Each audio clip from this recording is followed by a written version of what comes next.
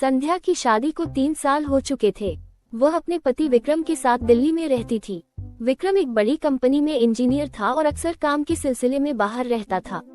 उनके साथ विक्रम का छोटा भाई आरव भी उन्हीं के घर में रहता था, जो यूनिवर्सिटी में पढ़ाई कर रहा था। आरव शांत, समझदार और बेहद सलीकेदार लड़का था। संध्या के लिए वह बस एक देवर ही नहीं, बल्कि एक अच्छा दोस्त भी बन गया था। घर की रौनक कहीं न कहीं उसी से थी।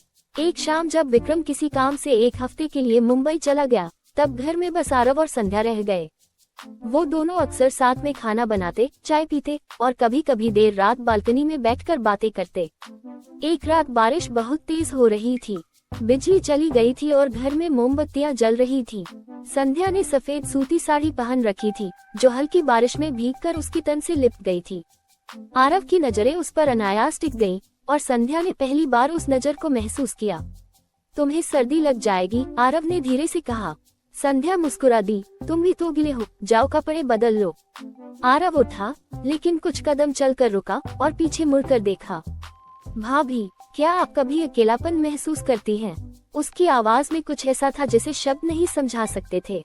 संध्या ने कुछ पल सोचा और कहा, कभी कभी, लेकिन फिर सोचती हूँ यही जिंदगी है। वो पल भारी था। दोनों के दिलों में एक अजीब सा एहसास जाग रहा था। कुछ था जो जुड़ रहा था, मगर दोनों उसे नाम देने से डर रहे थे। उस रात कुछ नहीं हुआ, बस 2 दिलों ने एक दूसरे की धड़कनों को सुना। अगले दिन दोनों थोड़ा संभलकर बात करने लगे, जैसे कि वो एहसास था ही नहीं। लेकिन वो था खामोश मगर गहरा। वक्त गुजरता गया, विक्रम लौट आया। जिंदगी फिर सामान्य हो गई, लेकिन आरव की आंखों में अब कुछ और था, एक अधूरी चाहत, एक अनकही मोहब्बत।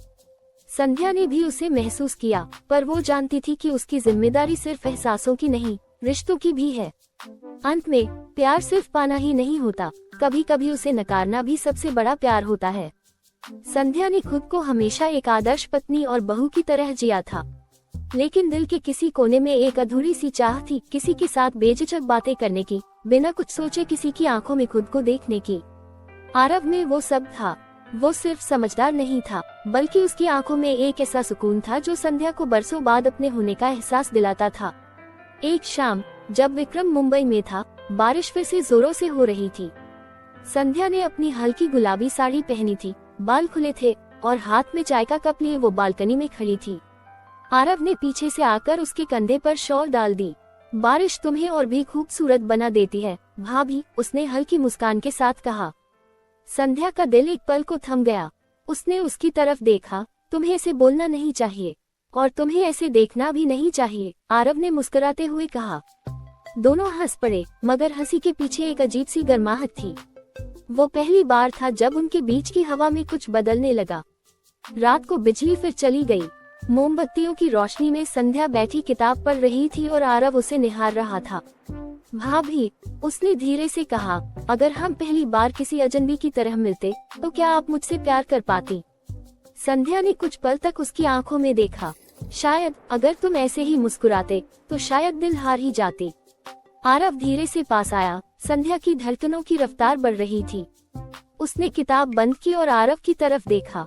आरव ने उसका हाथ अपने हाथ में लिया। मैं जानता हूँ ये गलत है, पर जो महसूस करता हूँ वो झूठ नहीं है। संध्या ने अपना चेहरा झुका लिया। और जो हम नहीं कह रहे वो भी सच्चा है। फिर एक पल के लिए वक्त रुक गया। आरव ने धीरे से उसके गाल पर हाथ रखा और फिर उसका चेहरा ऊपर उठाया। संध्या की आंखें भीगने लगीं और अगले ही पल आरव ने उसके होठों को हल्के से छू लिया। वो किसी आग की तरह नहीं थी, वो एक खामोश इजहार था। संध्या ने भी अपनी आंखें बंद कर ली, जैसे बरसों से किसी अपने की गर्माहट को तरस रही थी। काफी देर तक दोनों एक दूसरे की बाहों में चुपचाप बैठे रहे। बारिश की आवाज, दिल की धड़कन और मोमबत्ती की रोशनी, सब कुछ मिलकर एक सपना सा महसूस हो रहा था। हमें ये सब रोकना होगा, आरव, संध्या ने फुसफुसाकर कहा। मैं जानता हूँ, लेकिन आज की ये रात मेरी जिंदगी की सबसे खूबसूरत याद बन गई, आरव बोला। अगले दिन दोनों फिर से अपने अपने